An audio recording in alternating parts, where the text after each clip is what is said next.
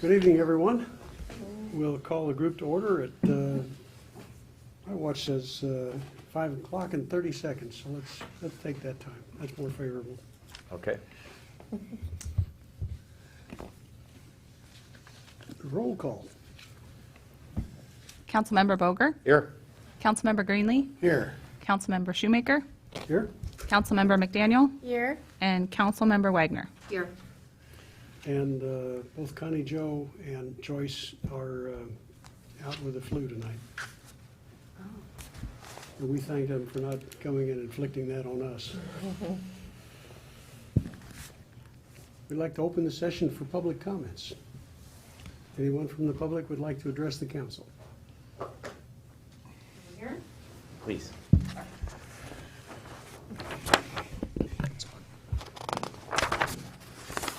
Good evening.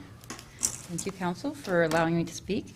And thank you for the opportunity to talk to you about something that's really critical to our youth. I'm Margaret McCarthy from Unite Washougal Coalition. I live in Washougal, up by the motocross. We have a great community here. It's very vibrant. There's a lot of coming together, so many things that people are really getting organized and working together to make this community a great place. And what Unite does is we focus on the future for our kids. Our kids have great potential and energy. We want to encourage those for them. The environment that a youth grows up in makes a big impact on what you think of yourself and what you think you can accomplish in your life. As leaders, you have the opportunity to shape the laws and ordinances that make this environment in Washougal a vibrant, supportive place, so that the healthy choice for youth is the right choice. So your support for laws that restrict access to harmful substances for youth make a difference for every child in this community. Our youth's amazing brains are still growing and developing, and they are depending on you to help them make healthy choices. So with that, I would like to introduce our next person who'd like to talk to you, Joy Lyons from Prevent.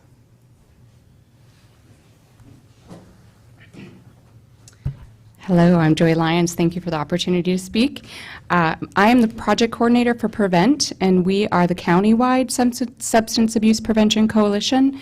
I work at ESD 112, and I work with all people in the community and focus on the entire county. So our main focus is influencing the environment where our kids are growing up and looking at everything we can, from policy to changing the way schools may look, stores, business fronts, and working with policymakers. So an example of a project that we recently worked in partnership with was the City of Vancouver passed a drug paraphernalia ordinance around the display of products. So that influenced our kids because they won't see the products in stores when they go into convenience stores, and we know that that makes a difference on what they see.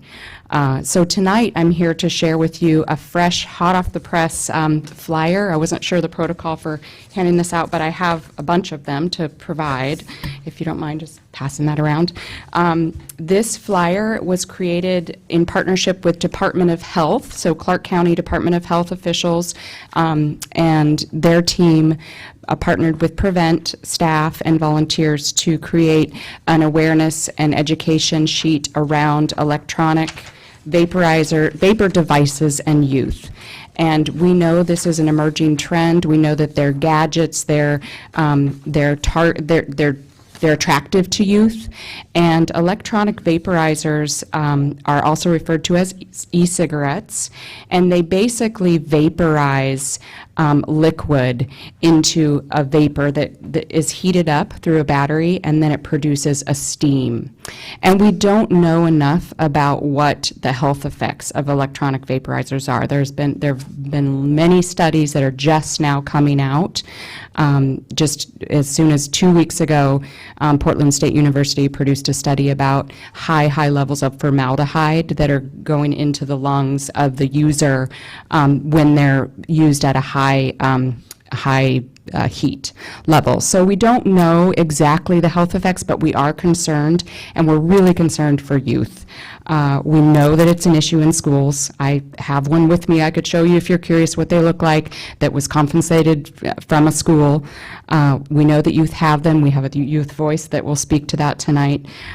We also know that youth are using marijuana out of these products. And the big thing that you need to know, and our leaders in our community and parents, I'm a parent, is that they emit no smell and no smoke. So there's the vapor that looks like smoke, but it's not smoke and it doesn't smell. So it is a concern. We do need to protect our youth. We need to learn. We need to educate our community. So this flyer is, we made it for our parents, professionals, anyone, and we'll be making many, many copies and sharing this widely throughout the community.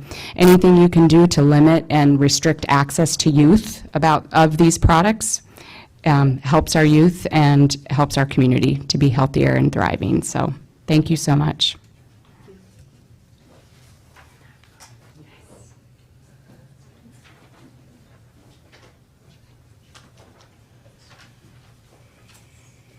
Hi, my name is Maddie Gregory. I'm a senior at Washougal High School, and I'd like to start off by saying that I really love my high school. Washougal High School is a great place to go, and it's amazing. I have amazing teachers. There has been, some things that have been going on at the high school, as just talking about with e-cigs and vape pens, and it concerns me as a student because what worries me is that these things are going around and most students have no idea the effects and no one knows what it is. And e-cigs and vape pens, they came out, and even I at first thought, oh, this is an alternative cigarettes. It's not bad for you, and that's the perception that went around to the student body. And I mean, I've seen these vape pens all over the school, and it concerns me because it shouldn't be in schools, especially if harmful substances are being put into them.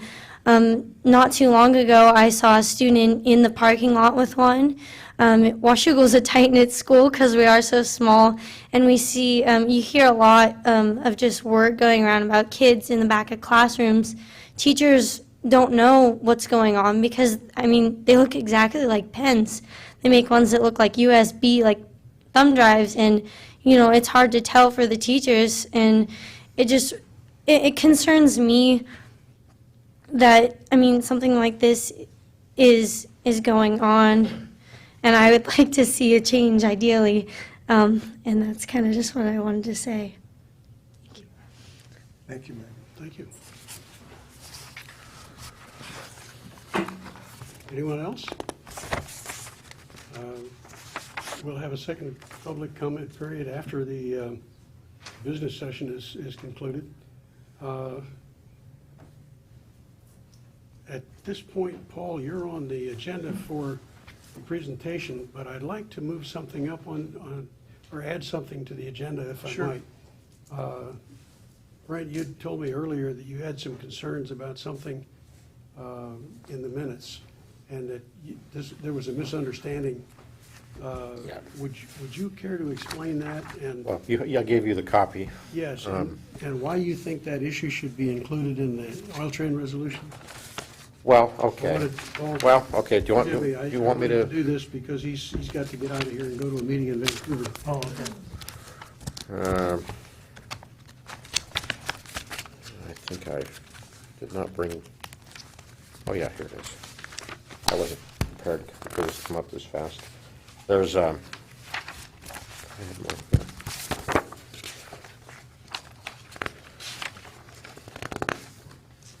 I'll just pass those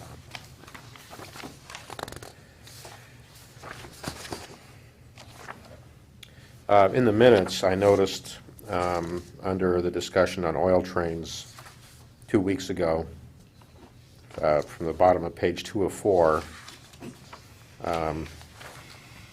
it says not opposing or naming the Tesoro Savage project. I understood that to be just not opposing, which is distinctive in my mind between or naming. And had I understood that was what the rest of the council thought, I would have explained why that's probably not a good idea. Would you explain that? Yeah, I just passed out an outline of what I believe the essential components of the oil train resolution should include. One, we should call attention to safety concerns. Two, we should call attention to our transportation concerns or traffic concerns.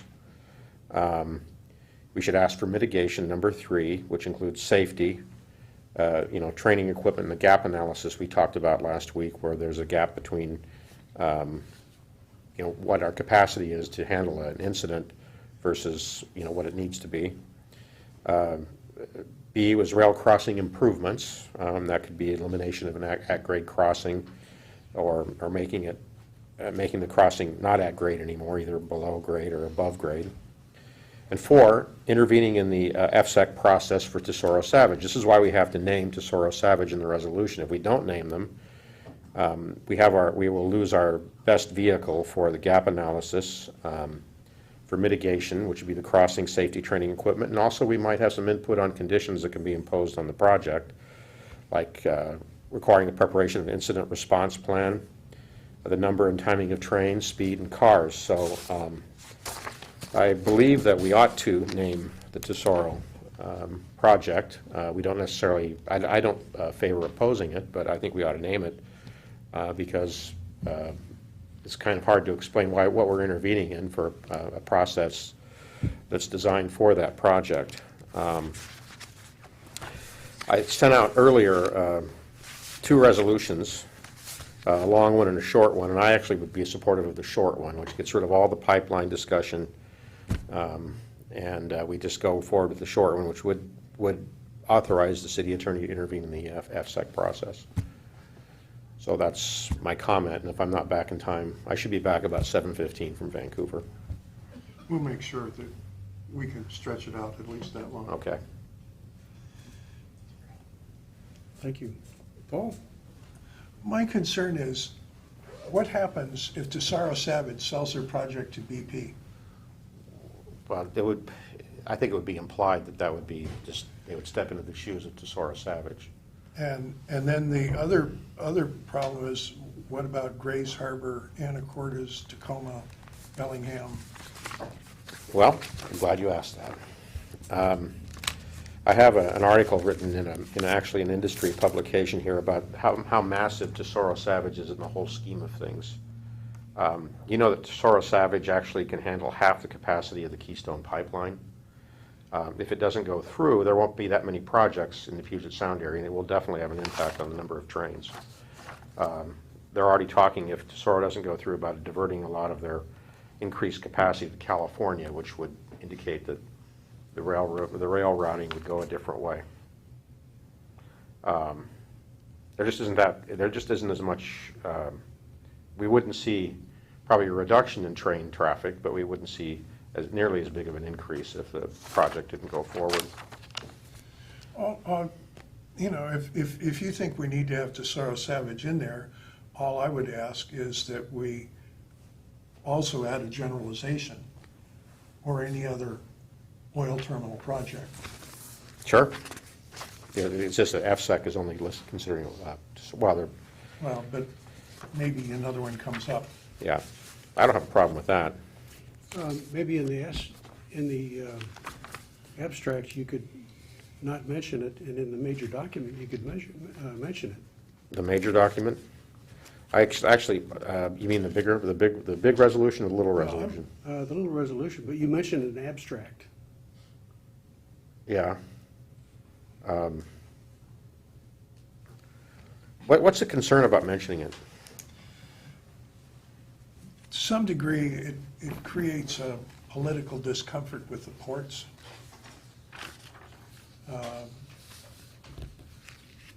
Port of Kamas-Washougal 2-1 ducked this issue, principally because they didn't want to pick a fight with Port of Vancouver.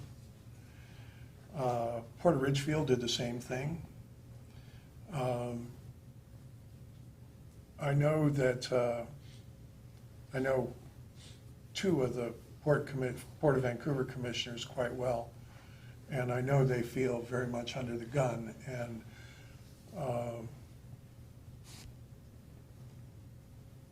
if we have to mention Tesoro Savage, we have to mention it. But if we could avoid it, it avoids some ruffled feathers. The concern I would have is there are some pending, I don't believe they're FSEC projects, but there are some pending ones that could get upgraded to an FSEC project if they meet the threshold, 50,000 barrels a day. And I don't quite know how to phrase it unless if we want to start intervening in projects in Grays Harbor and these other places. I'm not sure that If it's, Rather than try to hash this all out now, I just wanted to get his Yep. concerns on the table, because we may be dealing with this tonight before he gets back. Okay. As you say, we'll try to, well, we can Move it postpone back. it yeah. until he gets here. I don't think the meeting's gonna be over by 7:15, so I think- don't either. Okay, I think we'll have a chance at it. great, let's get back to our workshop agenda. In fact, I'll promise it won't be. Okay. I thank both of you for And I'll think of ways that we might be able to phrase it, try to. Okay. Thanks for putting these positions forward. Thanks to everybody else for taking the time to listen to this for an item that wasn't on the agenda. Paul, you're up with the presentation on the Regional Transportation Council update. First, let me say that I've been sitting at the table with the big people over the past couple of months because Melissa Smith's mother has been in hospice care, and she passed away this past week. And so Melissa will be back in the chair beginning in March.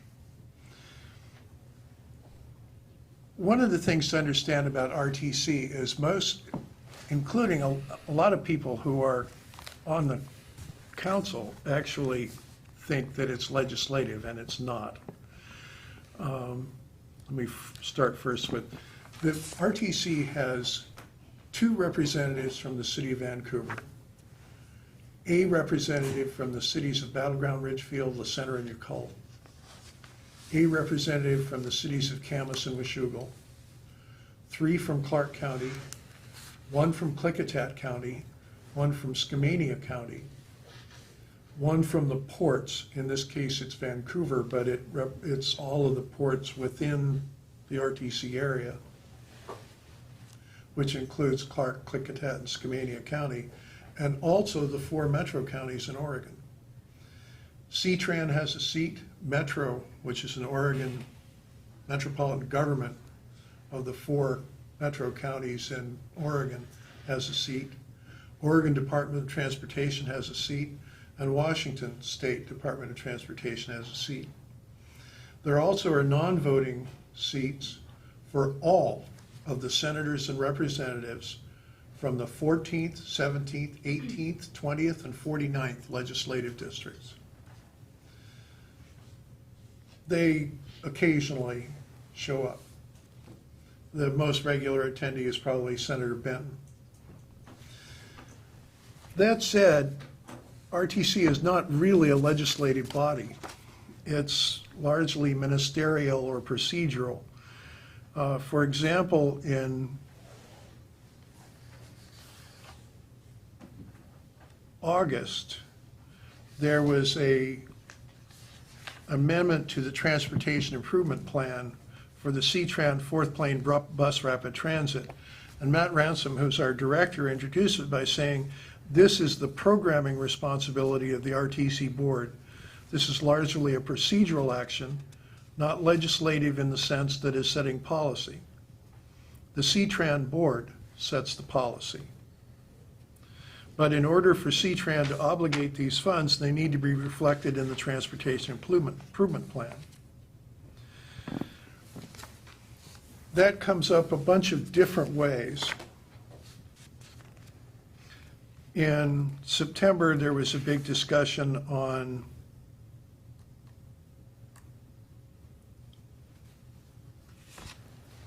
the Metropolitan Transportation Planning Organization for the Clark County region. That includes the Oregon pieces.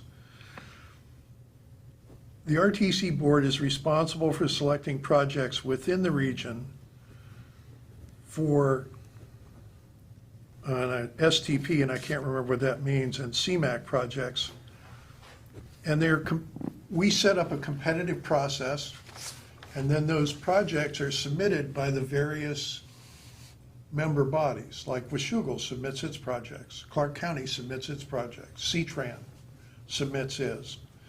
And then procedurally, we put them into the correct pigeonhole for federal funding. And if there's more than one project, we prioritize them within those pigeonholes. But we have an objective process for setting those priorities. As a quick aside, the funding agencies use a different scoring procedure. So a project that's number one on our list may not be number one when it goes to the Federal Transportation Administration. Similarly, here in Washougal, if we have a project that's number 6 on our Transportation Improvement Plan, but it gets the grant, guess which just became number 1? And it's a similar thing at RTC. It depends on what you get, what gets funded.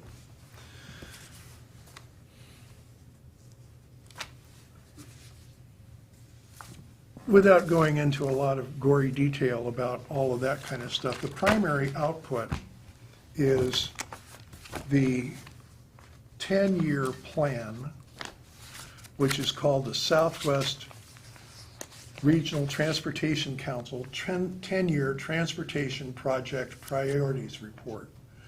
I have 2 copies of the full report, which I can pass around and you can look at. I pulled out the meat into much shorter pieces. This is the actual list of transportation priorities. And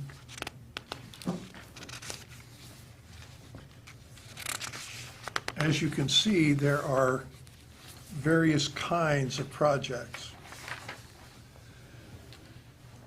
Washougal doesn't have any projects on this list. There's also a list of local projects.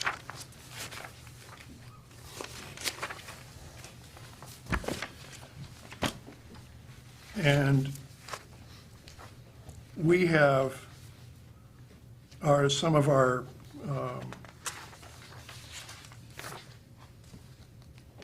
where is it here? No, I can't find it. Our 27th, 32nd Stiles Road SR 14 project is on the 7 to 10-year implementation list.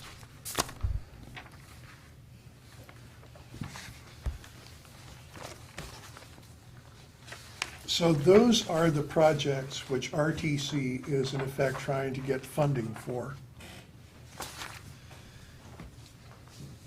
This next piece that I'm passing around in full version is Governor Inslee asked Senator Cleveland to put together, that's one piece, Dave.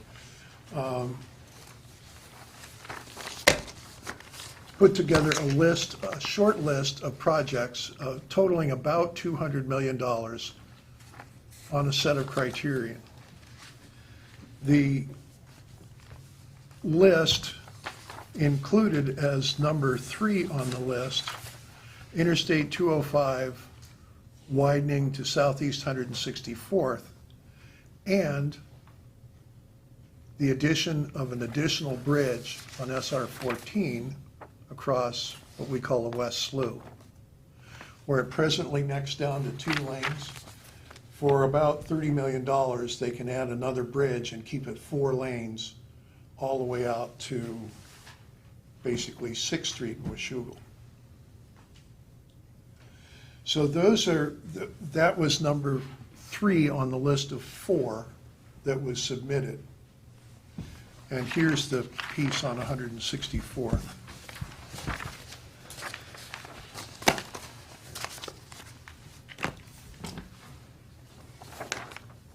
All of these documents are available on the RTC website, which is rtc.wa.gov.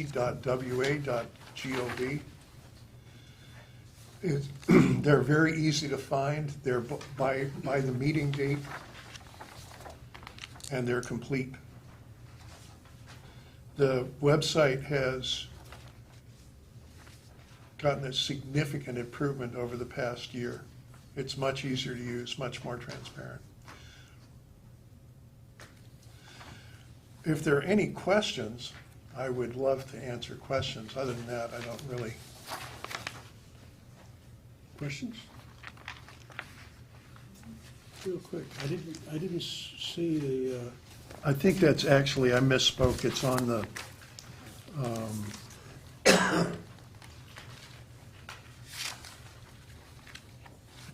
where is it here? On that page you're looking at, Yeah, number 3. yep. It's actually numbered page 11. Interstate State Expressway Projects, number 3.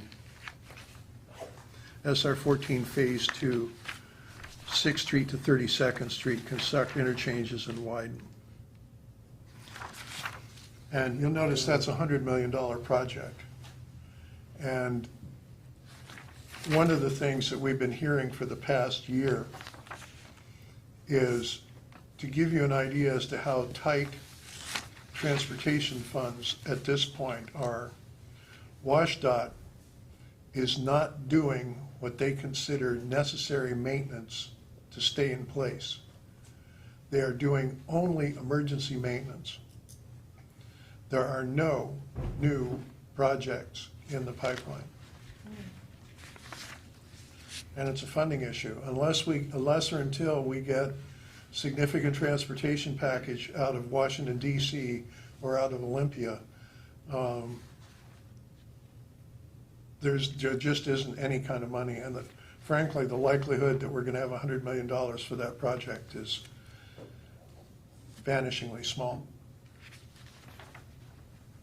thank you. I think. Okay, moving on to new business. Public Works, Trevor, you're up.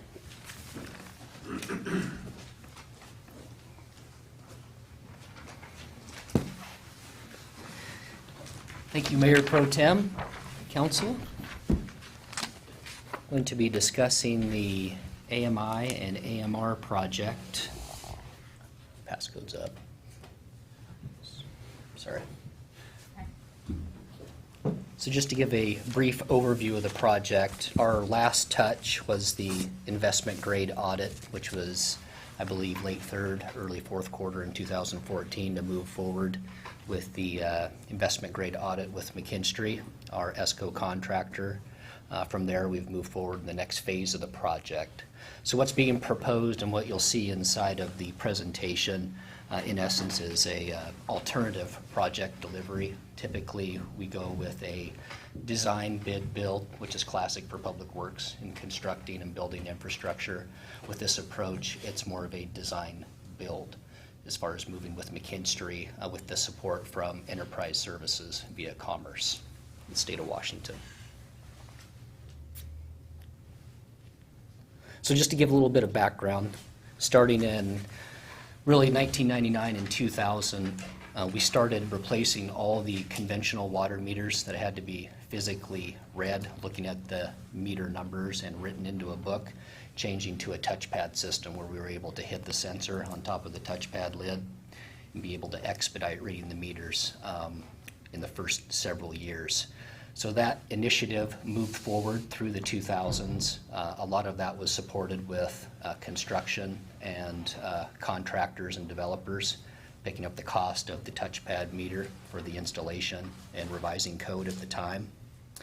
And then moving closer to 2011, we got almost 99% of our meters retrofitted with touchpads. So we had 1% or less where they were difficult to access or industrial, commercial, large size meters that we hadn't retrofitted to a touchpad. Moving forward from there, we started conversations in 2013 with our meter vendor about the opportunity to develop a fixed network or a automated metering infrastructure to be able to do remote reads from a fixed network, and we'll get into those details as well as we get further into the presentation. So late in 2013 and early 14, the utility staff and utility billing staff worked with information technology and the vendor on a pilot project. We just wanted a small indicator to see how successful it would be as far as our topography and some of the issues that are prevalent with fixed networks in the Northwest. And those 160 accounts that are currently live and bubble up to be able to be read on a daily basis has worked out quite well. And that's with just setting up one collector just to the east at the operations center to be able to pick up those reads.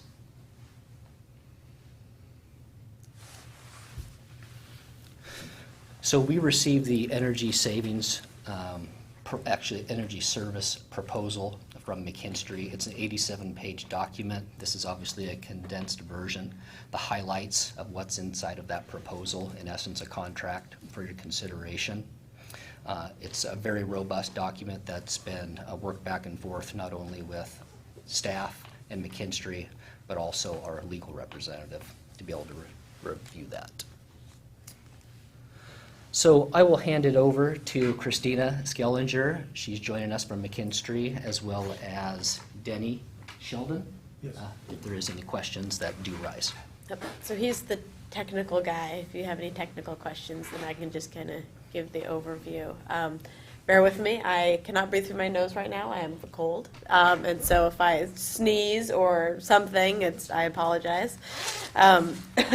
So energy service performance contracting, the benefit of that process is really, a few things. One, it's a turnkey project. So from conception through design, construction, and then measurement and verification, we're sort of your touch point through the whole process. We provide a guaranteed maximum price, so you're assured that the project is going to cost X amount of dollars. Guaranteed outcome, and guaranteed energy savings. So there's energy savings associated with this project, and we guarantee what you'll have on an annual basis. And after the first year, after the thing's constructed, we'll actually monitor and make sure that you're actually hitting those energy savings. So that's sort of the real benefit. For this particular project, and I know that Trevor will talk a little bit more about this, but the benefits, and I think that we've been in front of you guys before with, not myself, but Kevin Goad. There's, it reduces the leak detection time, and then customer service in terms of fixing those leaks, and really reduces the time out for the guys to get in the truck and go check the meters versus doing it remotely. There's some savings there. And we've quantified in our energy service proposal, we'll get to those numbers on really what we're expecting in terms of savings. The next. So just to give a Yeah, little go ahead. bit more background and context on that, as you know, we'd have bi-monthly billing, so we touch every meter every 60 days. So if a leak develops the day after we read the meter, or 2-3 days, or a few weeks after we read, we don't pick that up until the following billing cycle. And so in working with utility billing and finance, that's been fairly prevalent throughout our history in the billing, resolving leaks, especially when they continue for several days, several weeks, months before they're detected with the next cycle of reading the meter. Do you have a? Oh, no, I'm one of those who had a leak. Me too. So this just gives us an opportunity to identify that real time. We can dictate when those ERTs, the actual signal that comes from the meter, when that bubbles up and is read and brought to the PC or to the workstation for the utility billing specialist. So we can bubble up reads every half hour, every hour, once a day. So there's a lot less margin of error as far as when the leak takes place and setting flags. So What would cause a gross error in the data that goes into the billing? In the realm of $20,000.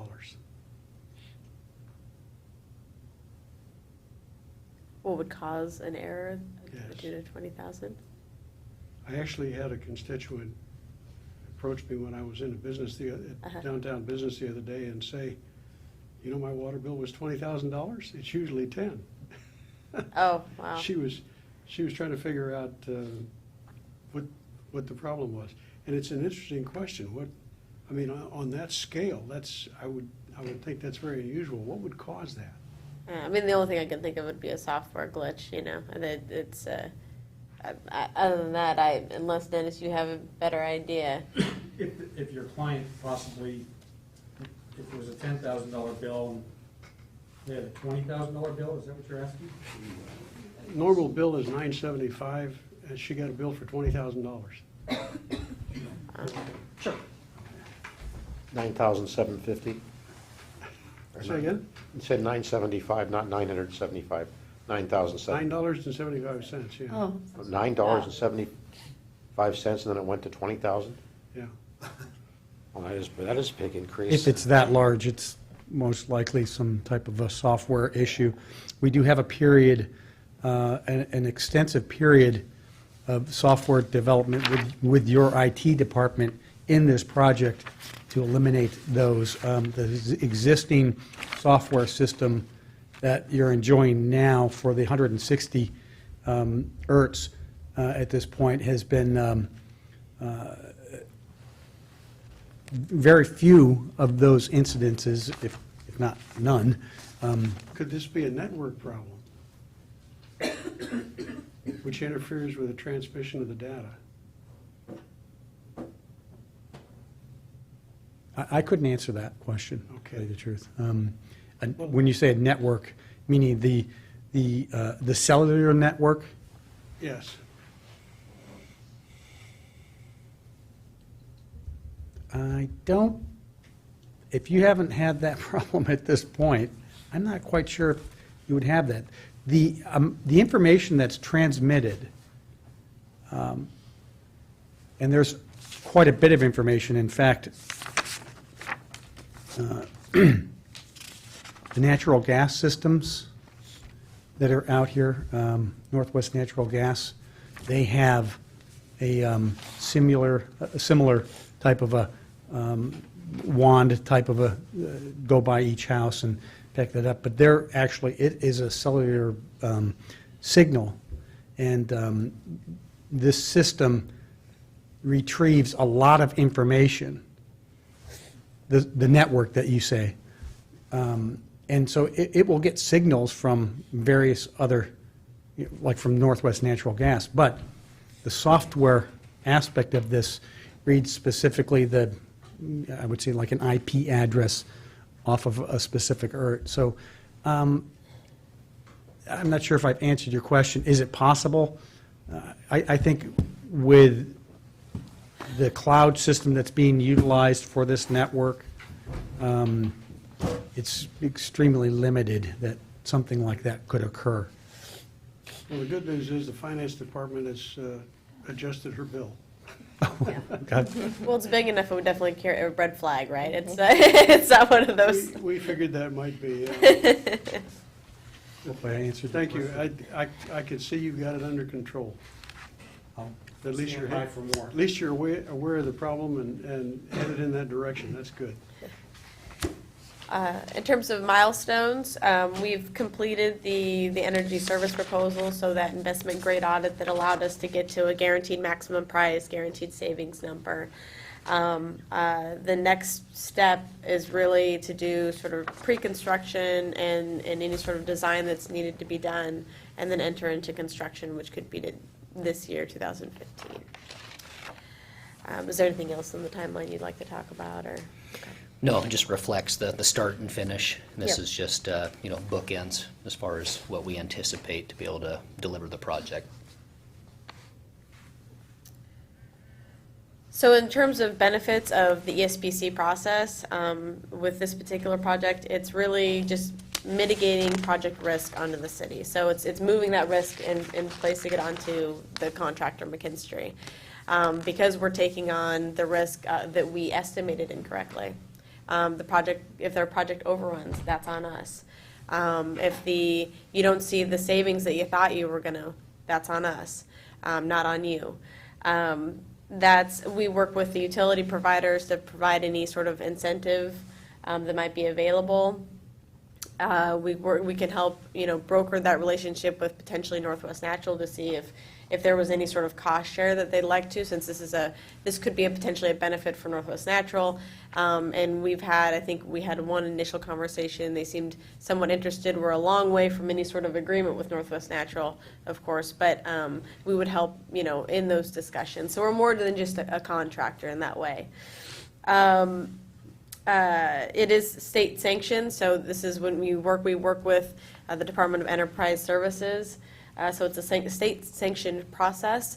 And DES is also involved in this to make sure that all the contractors we're doing a good job for you. It's a sort of a second pair of eyes, if you will, on your behalf. And then on top of that, so we have the guaranteed maximum price, and then any sort of savings. There's some contingency included in that number. And any savings, if we have buyout savings or project takes less time, whatever it is, if we have any savings, those all go back to the city. So that when we give you the number, that is the number, and hopefully we come in below that number.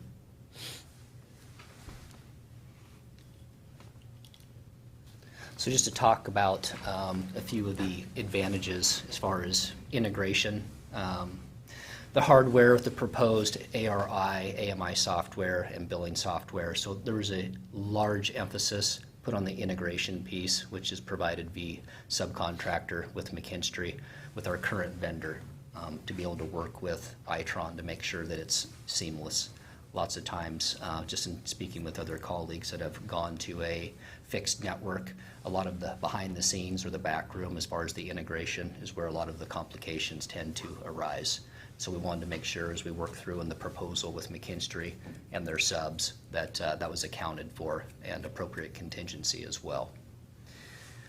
So again, we talked about reduced labor and fuel costs as far as rolling stock, rolling vehicles out to do rereads or checkups as far as vacancies or new occupancy within homes. So there's a lot of soft benefits that are not taken into consideration as well. We have a general sense as far as the savings and what's been submitted to enterprise services for consideration, but we also have the opportunity to be able to potentially redeploy. So a lot of the operation and maintenance that we've identified and not gotten to in a comprehensive manner, we're able to redeploy and reprioritize as far as completing that operation and maintenance within our water utility, rather than going out and physically reading meters and following up with rereads and other customer service requests. So the turnkey approach, and this is a large piece that was also focused on, was really the ability to sole source the specific ERTs that we wanted to spec out for our meters, to be able to have redundancy with what we have in our system already, to make sure that it's on the same platform with what's already been established, not only with originally installing the touchpad meters, but doing retrofits and working through the pilot project. We wanted to make sure that that was all seamless and working with a sole source subcontractor. In order to do that and not go out to conventional bid, again, the design bid build, we started the conversation with McKinstry around design build to be able to handpick who we want to utilize to be able to provide the equipment that's compatible for our existing system.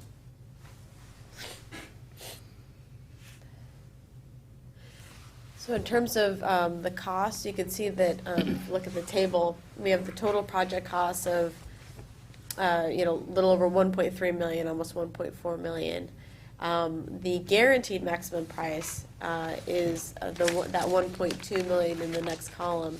So we do not guarantee, the two items that we don't guarantee are the sales tax and the DES interagency fee. So they charge a fee to the project to, sort of help manage it.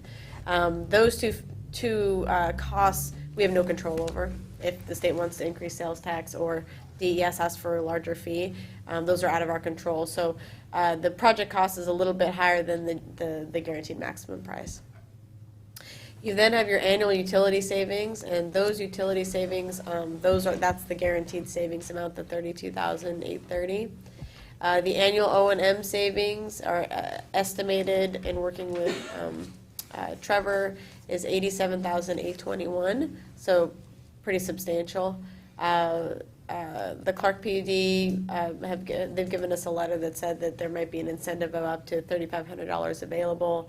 We don't guarantee the incentive piece because, as our experience is, they tend to ebb and flow. So right now they've given us a letter and said that there might be that available.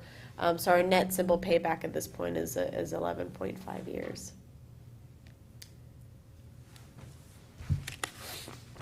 So net simple payback means, That is the total project cost divided by annual utility savings plus annual O&M savings, so the total savings. so in very simple terms, payback is 11 and a half years? Yes, that is your payback period, correct, 11 and a half years. Are there other cities in the county that have gone through this process with you? There are, maybe not specifically in Clark County. I know in speaking with the city of Gresham, that did a full-blown implementation or integration for their whole system to go fixed network. There's also fixed networks that are in place at Tualatin Valley Water District, fairly large water provider in the Portland metropolitan area, in the Beaverton area, in the West Hills. There's also application up north, similar size cities as well. Application specifically in Clark County, I would say no, as far as fixed network. There's different types of technology to invest in. I know our neighbor to the west currently has touchpad meters and is looking at a fixed network to go from physically touching the meter, either monthly or bi-monthly, to having remote reads.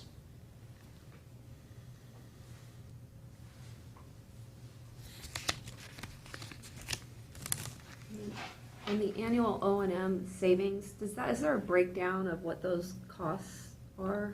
Yeah, we have further detail on that inside of the energy service proposal, or through exhibits we can provide that. As far as service requests and other estimates, as far as labor and redeploying labor.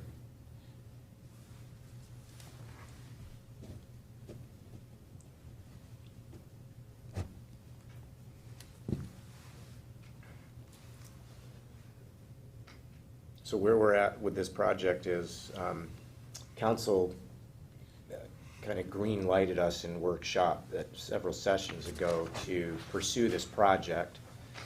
So this presentation was really to describe how we're going to procure the services. Instead of the typical process, we want to take advantage of this process, which is really nicely suited for this kind of a project because of the energy savings component. You may recall that when we were looking at our wastewater treatment plant project, we kicked the tires for a little while on using this contracting procedure for that project because of some energy savings there, but at the end of the day, we didn't feel that that was the best efficacy for the project, and then we went with the standard bidding process for that particular project. Whereas in this one, there were some other things that Trevor mentioned this evening that really point to this GMAX, guaranteed max process. Typically, in the public sector, you have to go out for bid. The state has provided this mechanism as an alternative contracting methodology. And so the real key message of this workshop is that's the method that we're proposing that we use to procure this project, as opposed to speccing it out and going out to bid. We've gone through this similar process, with a number of, we have offices in Seattle and in Portland, and we work with a number of public agencies because of that sort of lower risk, guaranteed energy savings, guaranteed cost. We're working actually with Washougal School District on a couple different projects and have completed projects for the school district. I come out every 2 weeks to meet with the school district, in fact. So this type of process is used quite frequently, especially in Washington. You want to go, Michelle? Or... Go ahead. I was just wondering what kind of savings are realized by doing this process versus going out for a bid. Are there any savings with it? Is there a monetary value that you can place on it? There's specific criteria we have to meet with enterprise services, commerce, to be able to make the project feasible as far as the savings, both energy and labor and soft costs that are included in that. So this specific path as far as design build is similar to design bid build, but again, the risk is shifted from the city to the contractor. When we do a guaranteed maximum contract at GMAX, there's no opportunity to go above that. Not to say that we would with a conventional bid, but there could be significant change orders on a project with some complexities in it as far as integration and the fixed network and the diagnostic to make sure the meters are reading and all those different factors that play in. So I would say it's similar to going to the street and advertising and getting competitive bids, but we've also got measurement and verification at the end of the project, which is not typical on a design bid build, a classic public works project. Yeah. So we have to measure and verify that what we're proposing, what we're constructing, what we're implementing and integrating makes fiscal sense. So we have a vested interest because we're guaranteeing the energy savings. So we have a vested interest in knowing that your system is working like it should. So there are a number of customers that decide to go through this process because they've completed a project in the past where they thought that there was going to be savings and then there wasn't. And it's because there was a problem, but the contractor, that low bid contractor that was in there and did the work, is gone and they're not being responsive. Versus we're contractually obligated to care that it's working properly and to make sure that you're actually achieving the utility savings that we guaranteed and we promised. For how long? So that can be negotiable, but at this point, it's 1 year. So you pay in this process, it's a 1 year measurement and verification. So in 30 days, we come in and we say, yeah, we think you're gonna hit your energy savings like we thought. And then in the following year, we come back and we say, yes, you did achieve your energy savings. If for some reason that doesn't happen, then one of two things happens. One, we come in and we fix whatever was the problem. So maybe there was an issue, something wasn't implemented correctly, whatever it is, and we fix that. Or two, we sort of cut a check for the difference. So if you're not achieving the utility savings, we're financially on the hook to make that correct. You had a concern? Well, no, actually, I think design build is wonderful. I've dealt with it in my other career, and they say that it costs the public 20% more to do a project or 25% more to do a project in the private sector. And that's in part because of rigid public bidding laws where contractors are so afraid of being, surprised that they put, more money into their bid. Whereas when you have a design build, you have the designer and the builder working together. The other reason public sector projects cost more is prevailing wage, of course, and that won't be changed here. But I'm sure this is going to be a cheaper way to go than a design bid build process. I also am a big fan of design build. For background, there was I don't think, Trevor, you were maybe here. In 06, 07, 08, we looked at some energy projects for public works, sewage pumps, water pumps, things like that. Much more modern scientific controllers, which would save quite a bit of energy. And also some LED light projects. And McKinstry was involved in that. And it left a very good taste in my mouth, even though we didn't do the pump projects for a number of reasons. And like Brent, I agree that when you go out to public bid, you're probably going to add 20 to 25% of the cost of the project just because they have to be so careful and because of all of the paperwork problems. But it also puts a terrible onus on our own staff to spec the project perfectly, because otherwise the change orders start to come in, and the change orders are really what will kill the cost on the project. And we run a very lean staff here, and to ask them to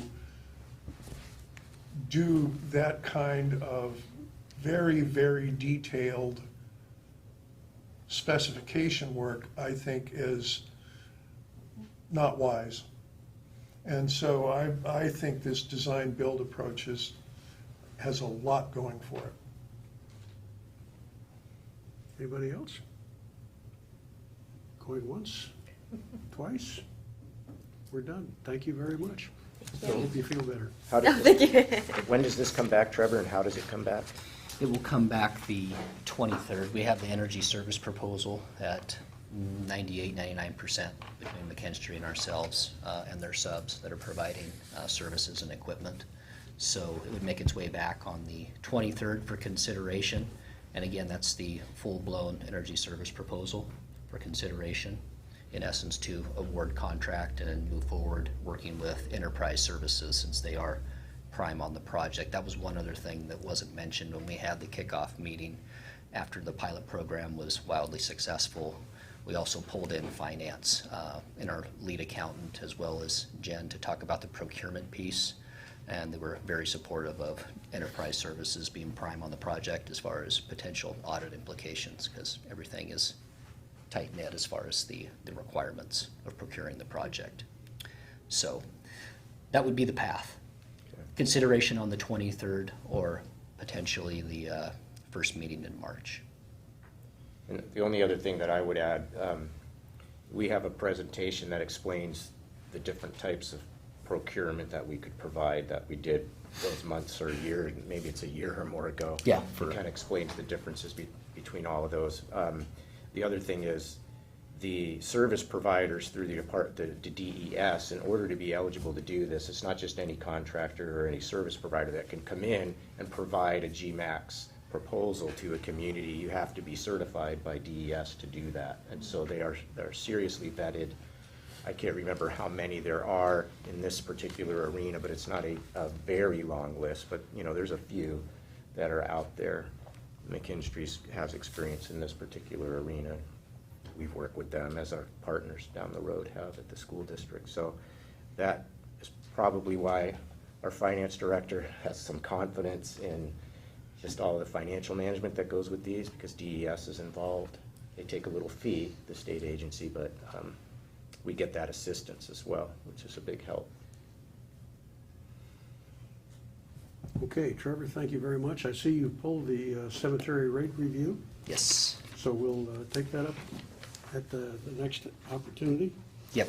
Expect that back on the 23rd depending on the priorities. And at this point, I have to apologize to my colleagues because I had intended to run this as an open workshop and not designate who gets to speak. And I forgot to mention that, so people were looking to me to designate the speaker. This is a very collegial group. I see no reason in a workshop setting we can't just I gotta go. jump in there. Adios. We'll look for you on the return side. Okay, so that brings us to e-cigarettes. I'll make a couple brief comments and then turn it over to Don. This is the second workshop on this topic. Council, you may recall at the last session on this, Don's colleague Scott came in and talked about options with you and what, from a sort of a menu of regulatory options you wanted to see in a draft ordinance around e-cigarettes. And the direction to Scott at that time was to put all of them in the ordinance and bring that ordinance back for your consideration. So this ordinance does that in terms of prohibiting sampling and sales to minors and how you do signage, mechanical sales restrictions, like I guess vending machines or something like that, as well as prohibiting use of these devices in public places and places of employment. So all of that's in there, all the options that were in front of you. Scott and Don packaged that up. Don can talk about sort of the mechanics of it, and then it's for your consideration. So actually, my associate Scott put this together, and I think he did a good job on it. We've got some examples from municipal research that other cities and other counties have done, and you know, as you can see from the newspapers, it's beginning to be very highly talked about. Paul kind of saw this early on and asked us to take a look at it. So we tried to create something fairly simple to enforce, And the elements, as Dave said, basically involve sale to minors, prohibit that. Use in public places, that we're using public places, the same definition as tobacco. It's the 20 feet from the doorway type of thing, and in places of business, so forth like that. Signage, there's a portion that talks about having a sign of saying no sales to minors in places that would sell this. And then there's, the penalties are outlined as well, and what essentially that involves is I think the first violation is a $250 fine, not $250,000. That'd be an expensive cigarette, wouldn't it? Second violation, $500, and third is $1,000 civil penalties. One thing we did too in this case with an infraction, we can have not only the police department but code enforcement can enforce this as well, which gives us a little more bang for our buck. Maybe not have to involve the police so much on these types of things. So actually, we include the community development director could write a citation on it too. So I think the idea is that we'd probably have this brought back at next meeting. Everybody's amenable to it. We would probably have an effective date maybe down the line, like maybe a month or something, so we could do some education with the people that would be purveyors of this, let them know about it. And it's not something there's no state regulations, I don't believe, at this time. It's not something that's very widely done. At this point, I suspect that it will be fairly shortly, but so we would bring it back as an ordinance to adopt and probably put an effective date out there about a month. And once it's passed, try and do some education with the people that would be selling this type of thing. And hopefully we won't have to enforce it, but if it's necessary, we'll have that available. Questions? Thank you. Okay. The only thing I would do is recently the FDA has, the US FDA has started talking about this, and their term now is electronic vaporizing devices. I noticed Vapor this devices. deal here had the electronic vapor devices. Vapor devices, that's the correct term. So I have no problem with putting that as being the chapter heading. We can put that down there. It's a little And- more broad than And e-cigarettes. just replace every occurrence of electronic cigarettes with electronic Sure. vapor device. That's easy to do. And other than that, I'm very happy. I will pass out here, Joy Lyons gave me a list of tobacco retailers in Clark County, actually in Washougal. And there is a column over there for e-cigarettes.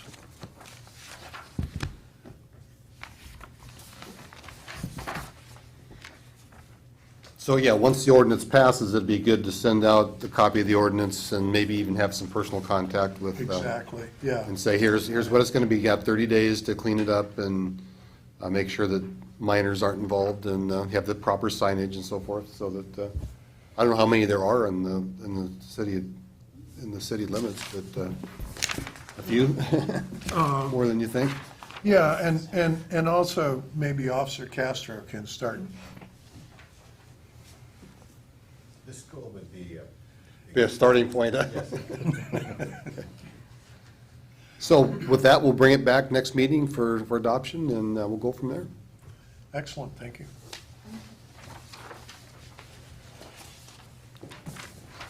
Okay, moving on. One quick question. About levying fines to minors, is that common? It is for tobacco products, so I don't see why we shouldn't do it for vapor devices. Okay. That's it. That's my only So question. this says that it's for anyone other than a minor, is what it says, right? Or A, $2,250. Okay. $250. Not many minors I know that have $250. Oh, they don't bump to 500 and they don't bump to 1,000. Yeah, It's $250 a pop. Right. Got it. Right. okay. So do you want me to go ahead with marijuana, or excuse me, drug paraphernalia too? I think the sense of the council is that we want to move ahead, is it not? Yeah. That's what I anticipated, that everybody wanted this, yeah. Yep. Absolutely. Okay. So, Bring it back when you can. a question was brought up about drug paraphernalia, and we happen to have, not here anymore, but one of the authors of the Vancouver drug paraphernalia ordinance. I got a chance to talk to him about how theirs has worked. He said he hadn't heard of any problems or any challenges with it. So, again, I think it's something that the ordinance that is you have, we could tailor that to our needs, I think, and bring it back with some probably somewhat similar. Be fine, a system of fines, kind of like we're doing here. And again, maybe setting it like a 30-day period so we can educate the people that purvey this, and so they don't get caught, unawares, and prohibit having devices being where minors are frequenting. And it's pretty simple. We could bring that back next meeting too. I think I've already kind of worked on some draft stuff on that, and I think I could tailor this to our needs. I won't be here for the next meeting, but that shouldn't prevent. Have you been paroled? I'm off for good behavior. Okay. That's hard to believe, Paul. Who does most of the enforcing on this then? Is it your folks, or is it the? I think mostly Okay. police, isn't it? Well, when I read this, I thought this would be something that could be enforced by maybe code enforcement as well. We can do that. We're planning on putting that in there, I think yes. that would be helpful. Mhm. When I spoke to my counterparts in Vancouver, they acknowledged that this is something that, just because of their nature of their business, they enforce it pretty much on a complaint-driven basis, but to proactively go out and do this is probably not gonna happen, but they can do it, and I believe code enforcement does it as well. So if we could do it so that, write it so the code enforcement can. That's my plan. Sherry's out and about. Right. And can probably be a little more proactive with it than what police could do. And if one of you are in a place that would have this stuff available and you spot it, you could certainly do it on a complaint basis and tell the sheriff's office to give, I mean, they're not gonna be probably having time to actually look for this, but, I mean, it's helpful if we're somewhere and we come across it. You have It's the- helpful to have, a complaint to come in, we can follow up, but Sherry could probably do it in the code enforcement role a little more proactively than what police can. we'll definitely put that in there for sure. Is there anything else that you would like to have added to Sherry's list that she can enforce? Yeah, That's Sherry's not here. presently Sherry's not only on yours. Poor Sherry. No, not at the moment. Well, Well, we'll bring that up later. if there is, don't hesitate. Okay, well, you'll see down the road a nuisance, chronic nuisance ordinance, and that's something that, again, police and code enforcement will share. She's already involved with most of the nuisance stuff, I think. Exactly. Right. Okay, well, I'll bring that one back next time too. We'll have some, Paul, you should be here for the vapor ones, because that was your advice to us to take a look at that, so. I'll be someplace warm. Okay, well, that sounds like a better deal to me, but we'll have Maybe, both ready for next you meeting. know, I may call in or something, who knows? Have we done this one to death here? Okay, Don, thank you very much. You're very welcome. Excellent. And would you pass on our thanks to Scott also? Yeah, he did a great job on this. He put that together real nice. I'm He real did. pleased with it, so, yeah. Nicely done. Okay, so we're at the second period for public comments. John, you're up. You're right. What is Scott's last name? I was trying to remember that. Russon, Russon. Thank you. There being no apparent interest in public comments at the second comment period, we'll move on to the mayor's report, and I do not have one tonight. And on to council comments. You want to start over here and just go that way?